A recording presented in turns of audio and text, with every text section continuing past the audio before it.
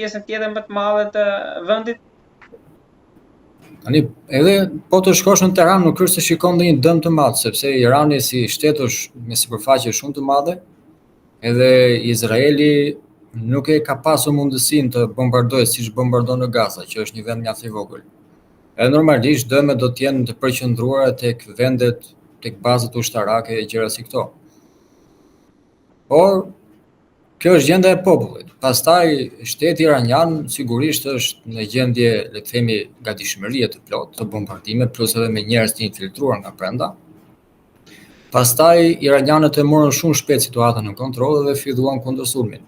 Edhe nga kundërsulmet që ka bërë Irani, pra një nga hakimet që kanë bërë hakerat iranian për sistemet e shtetit izraelit kanë nxjerrë disa shifra mjaft të tmeshme, të cilat nuk publikohen në Perëndim. Për shembull thuhet që janë vrarë 6 gjeneralë të rëndësishëm, 32 agent të Mossadit, 78 të Shin Betit, 27 oficer ushtrie pra të marinës, 198 të forcave ajrore, 462 ushtarë kombësor dhe 423 civil. Pra ky sipas Iranit në Izrael. Sipas Iranit në Izrael, pa përfshirë dëmet materiale, pa përfshirë pastaj kostot që ka pasur Izraeli, vetëm për Iron Dome janë shpenzuar 11 miliardë dollar, vetëm për të interceptuar raketat që lëshonte Irani. Pra është, sipas iranianëve, kjo është një fitore nga ana e Iranit, sepse ishin izraelitët nëpërmjet amerikanëve që kërkuan rënpushim sepse nuk kishin më fuqi ta vazhdonin luftën, sepse u futën në një luftë të cilën nuk dinin se si të dilin prej saj. Të vegjël, të cilët ngarkoheshin me eksploziv, edhe niseshin për në qytete të ndryshme. Dhe këto shpërqendronin sistemin kundërajror për të lejuar pastaj aeroplanët që të vinin bombardonin. Edhe të gjithë bënin nga njerëz të infiltruar nga brenda, ku shumica e tyre ishin të huaj. Edhe janë kapur mjaft shtëpi, depozita të tëra me dronë të tillë, të cilët i montonin aty në vend, edhe i shpërndanin pastaj me kamionçin të vegjël nëpër periferi të qyteteve dhe lëshonin gjatë netëve zakonisht. Edhe për këtë arsye iranianët kanë vënë pika kontrolli në çdo vend. Për shembull në hyrje të dalë qyteteve kishte pika kontrolli, kontrollojnë dokumentet nga je nga nuk je. Edhe mua për shumë shpesh më dalonin nga që isha i huaj, merrnin në pyetje, ku qëndron, ku jeton. Merrnin në pyetje sepse ishte gjendje lufte dhe normalisht për të mbrojtur vendin e tyre do dishonin të çdo i huaj. Eni milionit të ndaloj pak këtu në momentin që ju i thonit që jam shqiptar nga Shqipëria në mimikën e tyre, kishte ndonjë kështu diçka të dyshim? Në fakt sa ai që i kam thënë jam shqiptar nuk është se e njohin Shqipërinë për ta njohur, por nuk është se kanë reagim negativ. Punta ne këtej, ato e dinë që kemi 10 vite se këtu çdo person që vjen, unë për shembull ruhem edhe në Shqipëri edhe në Iran. Tani se normalisht ky nga Shqipëria që vjen në Iran për çfarë vjen këtu? Sigurisht dyshimi i parë është që çdo jetë spion. Po ashtu edhe në Shqipëri mos jetë spion i Iranit, edhe jemi në kontroll në çdo moment edhe njerëzit pak a shumë shteti e di se kush jemi dhe çfarë bëjmë. Se jemi në vëzhgim. Keni pasur kur je drejt shiko punën tënde normalisht s'do kesh të lash kur. Keni pasur dyshime interceptime nga Shqipëria? Jo, fal zot deri tani asnjë lloj shqetësimi, qoftë në Iran, qoftë në Shqipëri.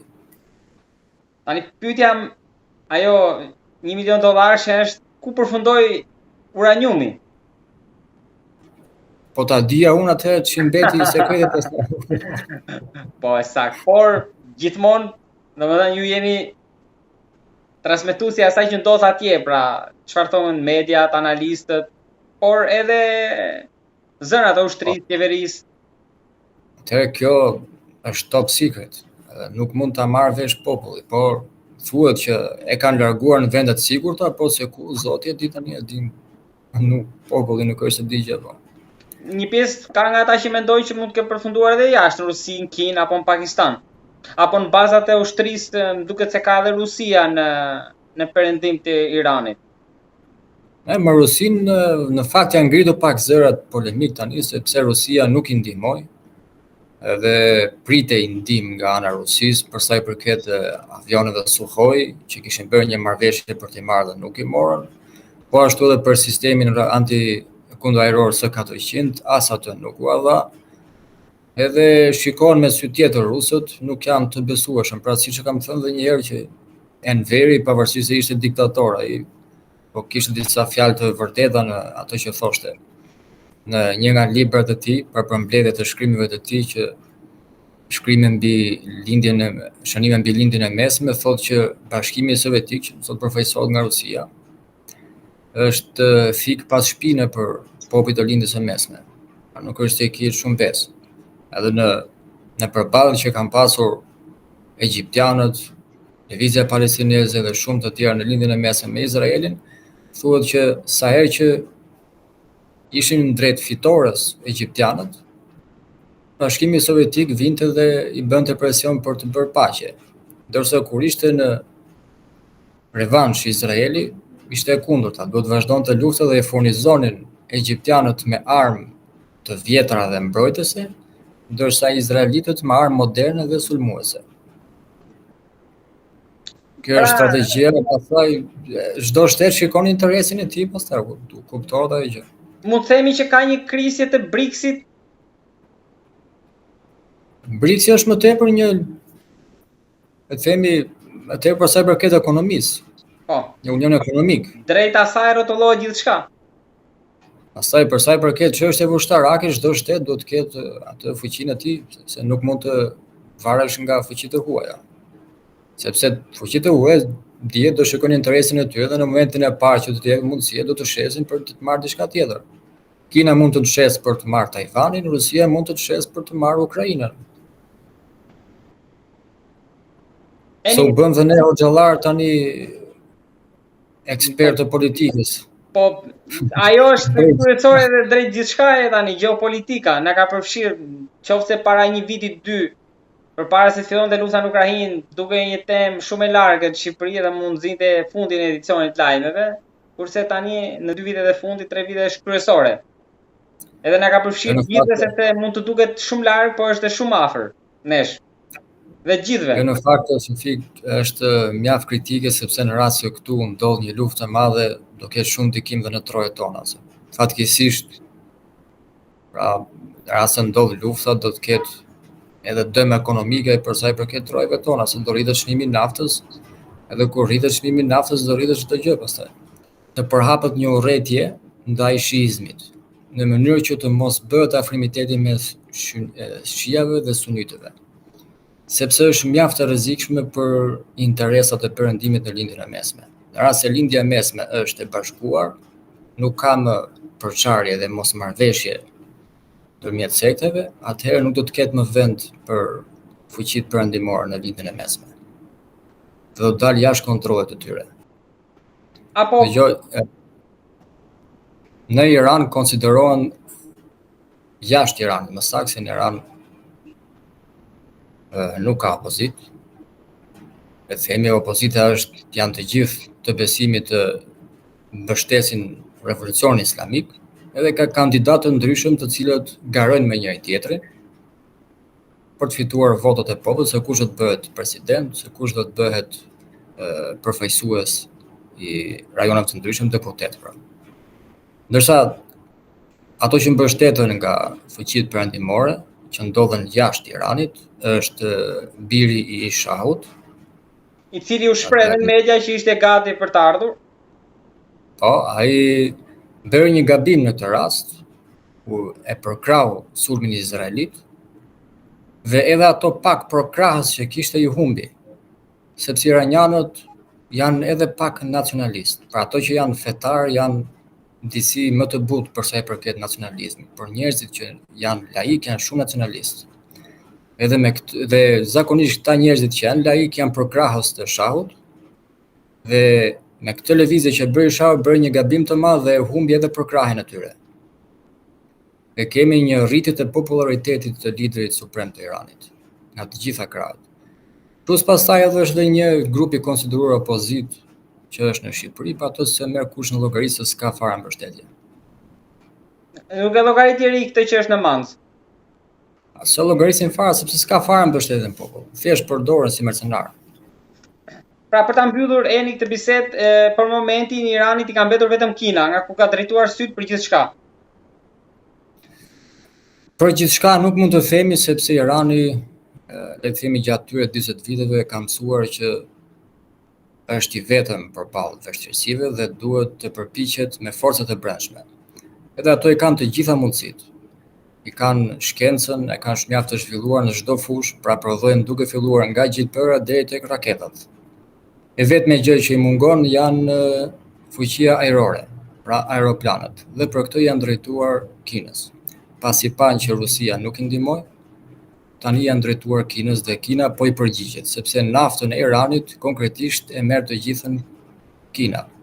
Dhe kanë një marrëveshje që në këmbim të naftës të marrin mallra. Dhe në rastin aktual do përpiqen të marrin, le të themi, pajisje ushtarake për të përgatitur. Dhe fokusi i tyre tani është tek fuqia ajrore dhe tek sistemet e kundërajrore. Sepse edhe raketat gjithmonë janë në zhvillim në sipër, kanë treguar që janë mjaft efektive, pra kanë këluar, le të themi, 7 sisteme mbrojtje derisa të mbërrinë Izrael. Dhe përsëri kanë patur dëme të konsiderueshme, siç e shpreha më parë. Pra gjithçka është pezu dhe ata e konsiderojnë tokët e tyre dhe e quajnë veten autokton, dhe palestinezët i quajnë të ardhur, dhe një pretendim tjetër po fetar i tyre është se duhet të shtrihen pra nga Iraku i sotëm deri në Egjipt. Edhe po të shikosh këto rajone, përveç Egjiptit, që është një shtet i fuqishëm dhe është pak e vështirë ta mposhtësh, por gjithsesi kanë bërë ndryshime regjimi atje. Pra Irakun e kemi të shkatruar, Siria është e shkatruar, Libani është i shkatruar.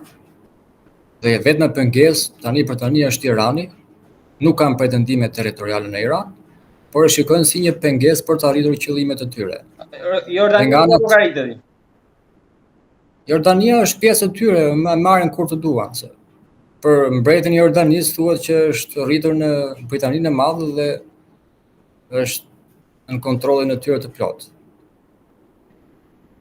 Dhe i vetmi problem është Irani, të cilin kërkojnë ta mposhtin me çdo çmim, në mënyrë që ta kenë rrugën e hapur. Por nga ana tjetër kemi muslimanët, të cilët janë në pritje të dalin pak në eskatologji. Janë në pritje të Imam Mehdiut, paqja qoftë me të. Dhe ka ndodhur një ngjarje në Mekë, ku një person deklaroi që jam Imam Mehdiu. Dhe në ato momente janë nisur forca speciale të Francës për ta eliminuar atë.